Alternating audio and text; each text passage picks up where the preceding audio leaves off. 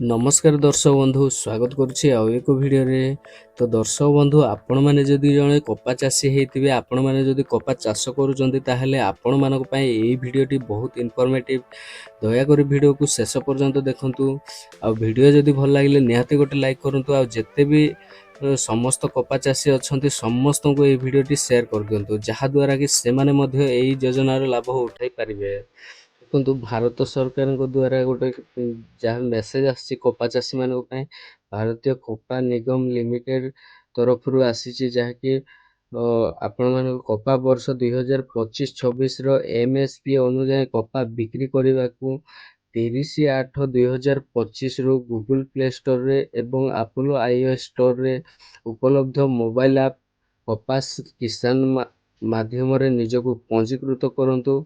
पंजीकरण अवधि रही आरंभ होची 1 सेप्टेम्बर 2025, शेष तारीख होची 30 सेप्टेम्बर 2025। देखंतु तीनोटी सरल पदक्षेप रे आपण मानकु पंजीकरण करिया पय पड़िबो। प्रथमटी होची कपास किसान ऐप को डाउनलोड करेंगे। तापरे निम्नलिखित कागज पत्र गुड़ी को प्रस्तुत रखंतु जहाँ होची जमी रेकर्ड आपण जो जमी भी कपा चाष कर से जमी रेकर्ड। तापरे राजस्व कर्तृपक्ष द्वारा यथार्थ प्रमाणित कपा फसल रेकर्ड। तापर रही वैध आधार कार्ड। तो आपण मानकर आधार कार्ड गोटे वैलिड थिबा दरकार। तांतु एटी लिखा जायछि समस्त कपा चाषी को सर्वनिम्न सहायक मूल्य MSP योजना रे लाभ पाइबा पय उपयुक्त समय मध्य पंजीकरण करने को परामर्श दिया जाउछि। तो आपण माने किपरि पंजीकरण करेंगे मु एई वीडियो माध्यम रे संपूर्ण भाव में कहबी। आगु आपण माने वीडियो को देखंतु, जमार भी वीडियो को स्किप करंतुनी। प्रथमे आपण माने गोटे मोबाइल ऐप्स टी डाउनलोड करबा पय पड़िबो। एही ऐप्स रो लिंक मु वीडियो डिस्क्रिप्शन रे दे देबी, आपण माने सेठु मध्ये चाहिले डायरेक्टली डाउनलोड करि परिबे। तो आपण माने कोन करबा पय पड़िबो देखंतु। प्रथमे आपण माने गूगल प्ले स्टोर को चली जिवे। सेठी गला परे आपण माने सर्च कर कपास किसान लिखिकी आपण माने सर्च कर नियंतु। कपास किसान लिखिकी आपण माने सर्च कर सारला परे ऐप्स टी आसी जिवो। तो देखंतु ऐप्स रो डिजाइन किछि एई भलिया देखा जाथिबो। तो एई ऐप्स टी को आपण माने डाउनलोड करबा पय पड़िबो। तो एई ऐप्स टी ऑलरेडी मु डाउनलोड कर सारिछि। तो मु ओपन करनो अछि। मु ओपन कर सारला परे देखंतु प्रथमे आपण मानकु मोबाइल नंबर मागुछि। एठी निजर मोबाइल नंबर टी को एंटर करिवे। मोबाइल नंबर देकी सेंड ओटीपी ऊपर क्लिक कर सारला परे आपण को जो भी मोबाइल नंबर देथिबे से मोबाइल नंबर को गोटे ओटीपी आसीबो। सेही ओटीपी टी को आपण माने फिलअप कर नेबे। फिलअप कर सारला परे आपण माने सबमिट ऊपर क्लिक कर नेबे। तो आपण माने जेहेतु प्रथम थर करूछन तो आपण माने रजिस्टर नाउ ऊपर क्लिक करिवे। रजिस्टर नाउ ऊपर क्लिक कर सारला परे आपण माने को एठी पचारुछि रजिस्ट्रेशन नंबर। आपण माने रजिस्ट्रेशन नंबर टी को ब्लैंक छाड़ दियंतु। ब्लैंक छाड़ी कि आपण माने तलकु स्क्रॉल डाउन करंतु। तापरे एठी सिलेक्ट टाइटल जगह रे क्लिक करंतु। सिलेक्ट टाइटल जगह रे क्लिक करके आपण माने मिस्टर के मेसेज जहाँ भी हेतिबो आपण माने सेटा को सिलेक्ट कर नियंतु। सिलेक्ट कर सारला परे एठी फार्मर नेम एज पर आधार माने आपनकर आधार कार्ड रे जो भली भी आपनकर नाम थिबो से भली आपण माने एठी फिलअप कर दियंतु। फिलअप कर सारला परे आपण मानकर गार्डियन किबा फादर नेम एठी जहाँ भी थिबो आधार कार्ड हिसाब रे आपण माने फिलअप कर नियंतु।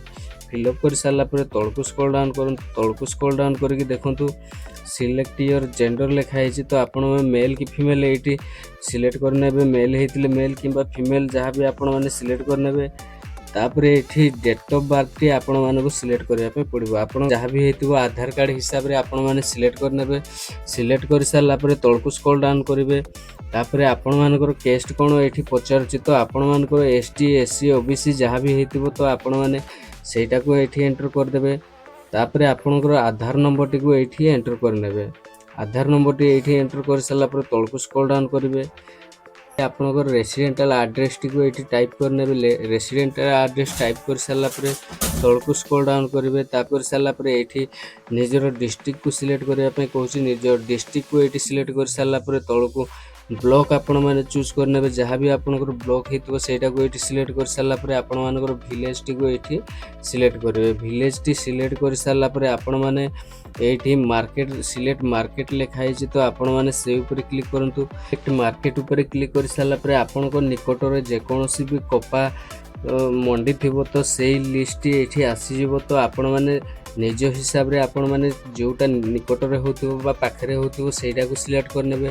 ସିଲେକ୍ଟ କରିସାରିଲା ପରେ ତଳକୁ ସ୍କ୍ରୋଲ୍ ଡାଉନ୍ କରିବେ। ତାପରେ ଅନର୍ ଫାର୍ମର କିମ୍ବା ଆପଣମାନେ ଯଦି ଟେନେଣ୍ଟ ଭାଗ ଚାଷୀ ହେଇଥିବେ ଟେନେଣ୍ଟ ଫାର୍ମରକୁ ସିଲେକ୍ଟ କରିବେ, କିମ୍ବା ଯଦି ଆପଣମାନେ ନିଜ ଜମିରେ ଚାଷ କରିଛନ୍ତି ତାହେଲେ ଅନର୍ ଫାର୍ମରକୁ ସିଲେକ୍ଟ କରିବେ। ତାପରେ ତଳକୁ ସ୍କ୍ରୋଲ୍ ଡାଉନ୍ କରିକି ଯେଉଁ ବି ଜାଗାରେ କପା ଚାଷ କରିଛନ୍ତି ସେଇ ଜାଗାର ଖାତା ନମ୍ବରଟିକୁ ଏଇଠି ଏଣ୍ଟର କରିବେ। ଖାତା ନମ୍ବର ଏଣ୍ଟର କରିସାରିଲା ପରେ ସବ୍ ଖାତା ନମ୍ବର ଯାହା ବି ପୁରା ସେମ୍ ଏଇଠି ଏଣ୍ଟର କରିନେବେ। ଖାତା ନମ୍ବର ଯାହା ଥିବ ସବ୍ ଖାତା ନମ୍ବରରେ ବି ସେଇଟାକୁ ଏଣ୍ଟର କରିନେବେ।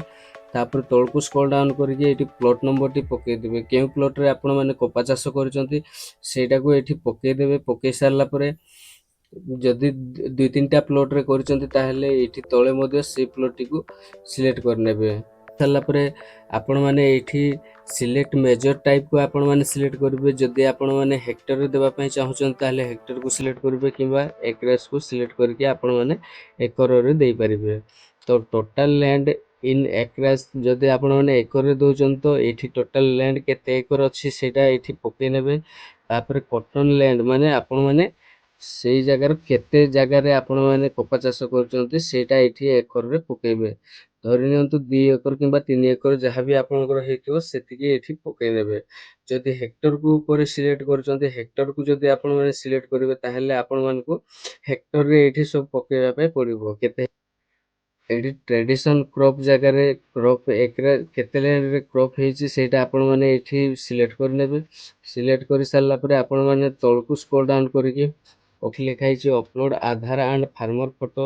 ତ ଇ ଉପରେ କ୍ଲିକ୍ କରିକି ଆପଣମାନେ ଏଇ ଇମେଜଟିକୁ ସିଲେକ୍ଟ କରିନେବେ। ଫାର୍ମରର ଯେଉଁ ଆଧାର କାର୍ଡ଼ର ଫଟୋଟି ଏଇଠି ସିଲେକ୍ଟ କରିସାରିଲା ପରେ ଆପଣମାନେ ତଳକୁ ସ୍କ୍ରୋଲ୍ ଡାଉନ୍ କରିବେ। ଏଇଠି ଲ୍ୟାଣ୍ଡ ଡିଟେଲ୍ସ କହୁଛି ତ ଆପଣମାନେ ଏଇଠି ଲ୍ୟାଣ୍ଡ ଡିଟେଲ୍ସ ଅପଲୋଡ଼ ଡକ୍ୟୁମେଣ୍ଟ ଜାଗାରେ ଆପଣଙ୍କର ଯେଉଁ ଜମି ପଟା ଅଛି ସେଇଟାକୁ ଅପଲୋଡ଼ କରିନେବେ। ଅପଲୋଡ଼ କରିସାରିଲା ପରେ ଆପଣମାନେ ସବମିଟ୍ ରେଜିଷ୍ଟ୍ରେସନ୍ ଉପରେ କ୍ଲିକ୍ କରିନେବେ। ସବମିଟ୍ ରେଜିଷ୍ଟ୍ରେସନ୍ ଉପରେ କ୍ଲିକ୍ କରିସାରିଲା ପରେ ସକ୍ସେସଫୁଲି ସବମିଟ୍ ହେଇଯିବ। ପରେ ଆପଣମାନେ ନିଜର ଷ୍ଟାଟସ୍ଟିକୁ ସେଇ ଜାଗାରେ ଚେକ୍ କରିପାରିବେ। ଦେଖନ୍ତୁ ଏଇଠି ଲେଖା ହେଇଛି farmer is already registered with barcode number ଏଇଠି ଲେଖା ହେଇଛି। ତାପରେ ଏଇଠି ଲେଖା ହେଇଛି ଫାର୍ମର ଇଜ୍ ନଟ୍ ଆପ୍ରୁଭଡ୍, ମାନେ ଏଇଟା ଆପ୍ରୁଭ୍ ଏପର୍ଯ୍ୟନ୍ତ କରାଯାଇନି। ଯେତେବେଳେ ବି ଆପ୍ରୁଭ୍ କରାଯିବ ତ ତାପରେ ଏଇଠି ଆପ୍ରୁଭ୍ଡ ଆସିଯିବ। ତ ଆପ୍ରୁଭ୍ଡ ଆସିଗଲା ପରେ ଆପଣମାନଙ୍କୁ ନିଜର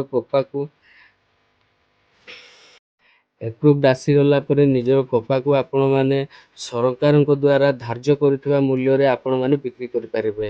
ଦେଖନ୍ତୁ ବହୁତ ଏମିତି ଅଛନ୍ତି ଚାଷୀ କପା ରେଟ୍ ଥିବ ମାର୍କେଟରେ 4,000 ଟଙ୍କା, କିନ୍ତୁ ଆପଣମାନେ ବିକୁଥିବେ ଲୋକାଲ ଇଏରେ ବିକୁଥିବେ କେଉଁଠି 2,500 ଟଙ୍କା 3,000 ଟଙ୍କାରେ ଏମିତି ବିକୁଥିବେ। ତ ଏଇଟା ଗୋଟେ ବହୁତ ଭଲ ସ୍କିମ୍ଟେ ସରକାର କରିଛନ୍ତି କପା ଚାଷୀଙ୍କ ପାଇଁ। ଆପଣମାନେ ଯଦି କପା ଚାଷୀ ହେଇଥିବେ ତାହେଲେ ନିହାତି ଥରେ ଟ୍ରାଏ କରନ୍ତୁ। ଯେତିକି ସରକାରଙ୍କ ଦ୍ୱାରା ଧାର୍ଯ୍ୟ କରିଥିବା ମୂଲ୍ୟରେ ହିଁ ଆପଣଙ୍କର କପାଟି ବିକ୍ରି କରିପାରିବେ। ଏବଂ ସମସ୍ତ କପା ଚାଷୀମାନଙ୍କୁ ଏହି ଭିଡ଼ିଓଟି ସେୟାର କରିଦିଅନ୍ତୁ, ଯାହାଦ୍ୱାରା କି ସେମାନେ ମଧ୍ୟ ଏହି ଯୋଜନାର ଲାଭ ଉଠାଇ ପାରିବେ। ଆଉ କିଛି ବି ଯଦି ଡାଉଟ୍ ଅଛି ତାହେଲେ ମୋତେ କମେଣ୍ଟ ବକ୍ସରେ କମେଣ୍ଟ କରନ୍ତୁ, କିମ୍ବା ତଳେ ମୋର ହ୍ୱାଟ୍ସଆପ୍ ଗ୍ରୁପ୍ ଅଛି। ହ୍ୱାଟ୍ସଆପ୍ ଗ୍ରୁପ୍ରେ ମୋତେ ଯାହା ବି ଡାଉଟ୍ ଥିବ ମୋତେ ପଚାରି ପାରିବେ। ତ ଜୟ ଜଗନ୍ନାଥ, ଦେଖା ହେବ ପୁଣି ନେକ୍ସଟ ଭିଡ଼ିଓରେ।